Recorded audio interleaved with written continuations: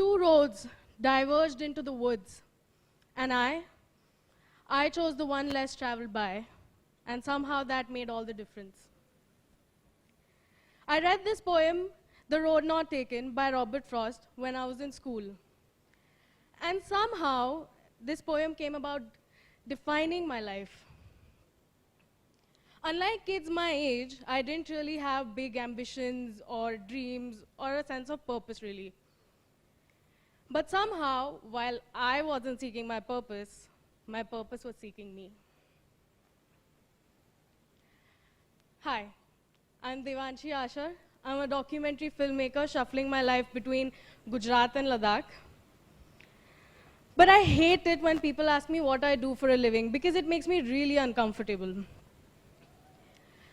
Because when I tell them what I do for a living, they get really excited with wide eyes and start saying things like, I wish I had your life, and your job is so cool.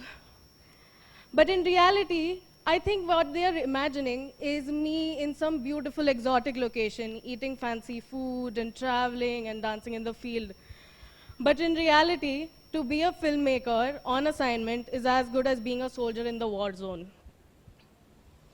I have to be up at first light and on my feet until sunset. I cannot miss a minute of good lighting through the day. I have to constantly be in stealth mode because I cannot afford missing out on a moment I could have captured. Yes, I do get to travel to locations I never imagined I could. But imagine you're on the road for 60 days and you're traveling through terrains which are not so easy to travel by. So imagine your body is constantly in this movement, and yet you have to get up next day and get back to work. In terms of a creator, I can make you feel what I want you to feel, and I can manipulate that. In terms of the process, I can keep the camera in front of you, and within a second, your body language would change.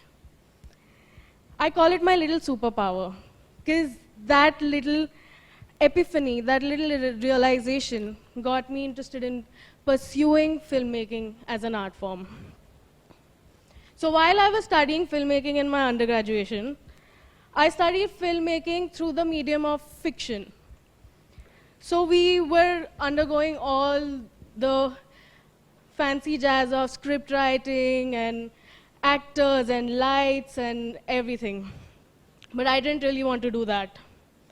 I wanted to go out there, make films about real issues, real people, and real stories that get lost in the void. For 4 years, I felt extremely frustrated. I had bad grades, even while I was doing something that I'm really interested in.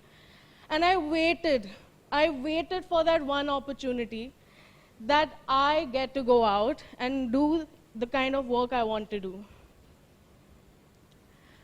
I'm a crazy believer of the universe, and I truly believe that if you truly want something from the bottom of your heart, it'll come to you.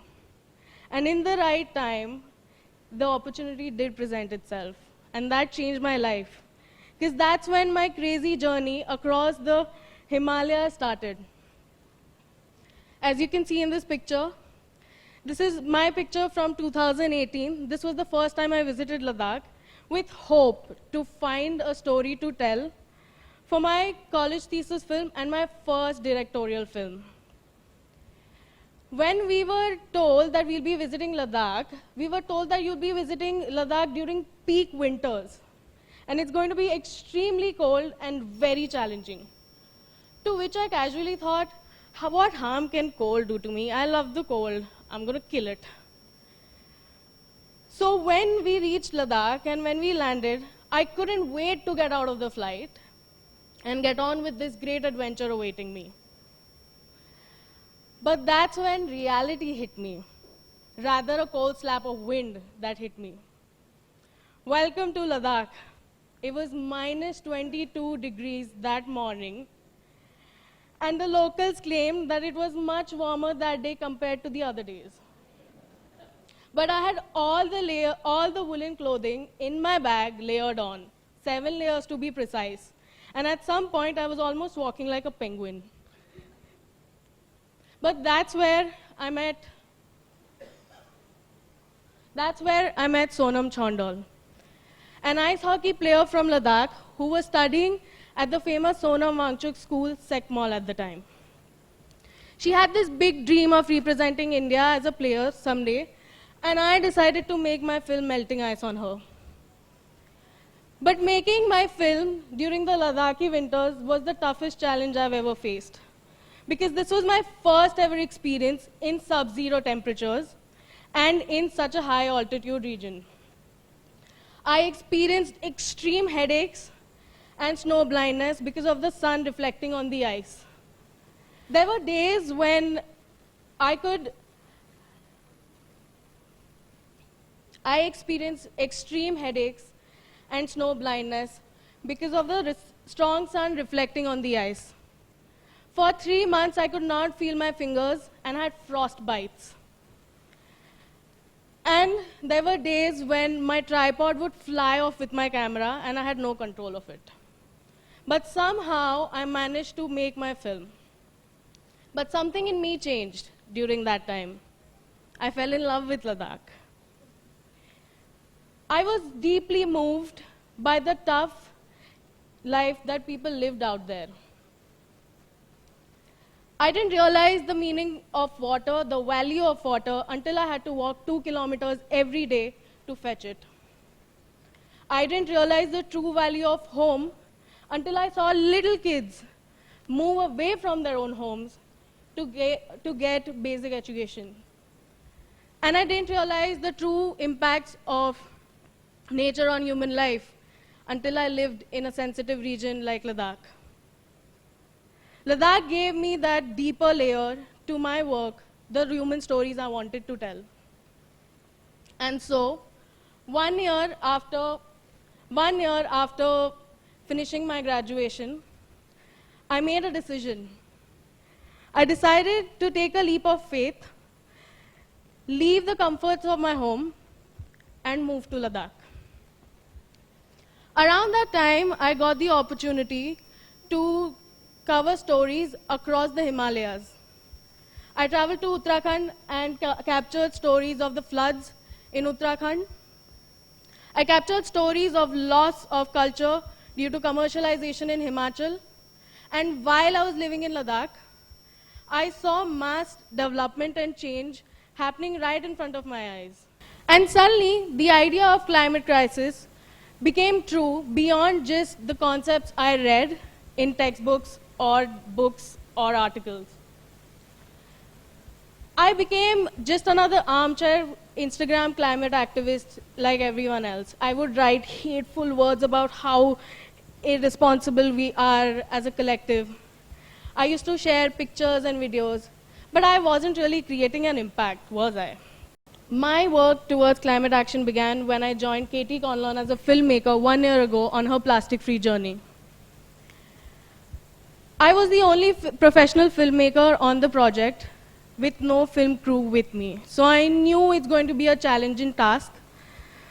But my biggest challenge was yet to come. With the onset of this year-long journey across the Himalayas, I came face to face with the realities of plastic crisis. I realized that my knowledge was very limited and I was greenwashed and sold myths via the internet like everyone else.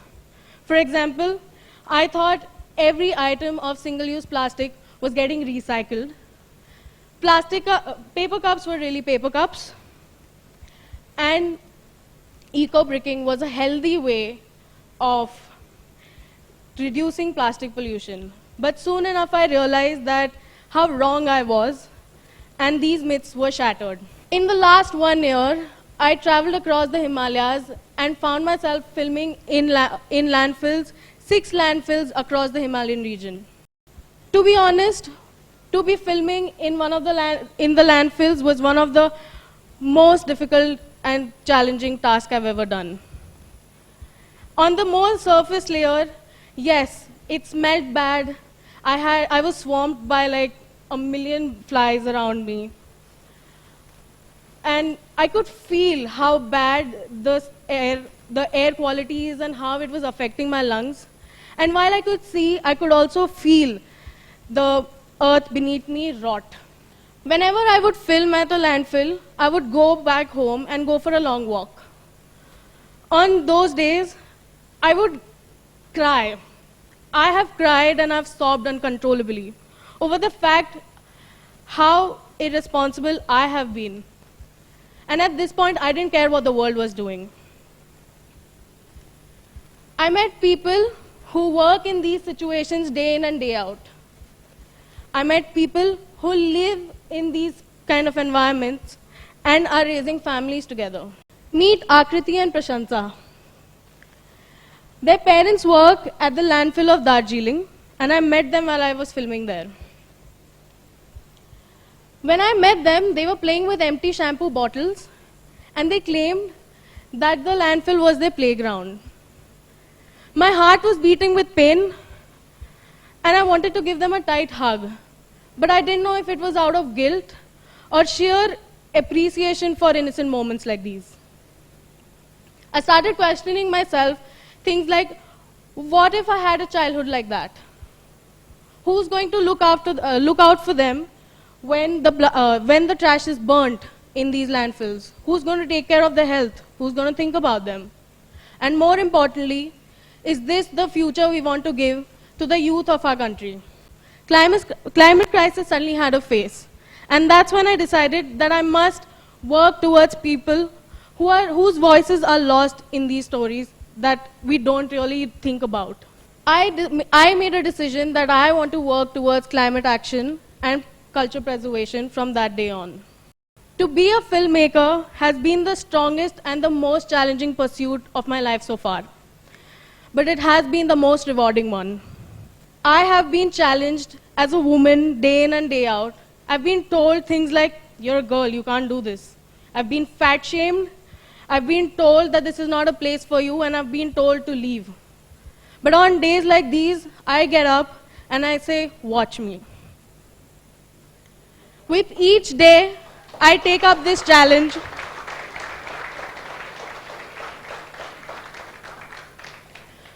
With each waking day, I challenge myself with a new challenge every day and to go beyond what I've done.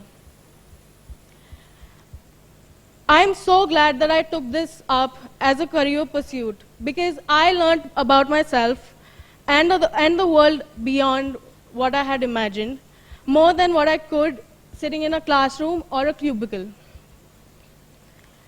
The choices I made me humble and made me believe in the process I'm in. But nothing makes you more humble than sleeping on the floor, freezing in the cold, a glass of water when your throat is dry, and a plate of food when you let the hunger cry.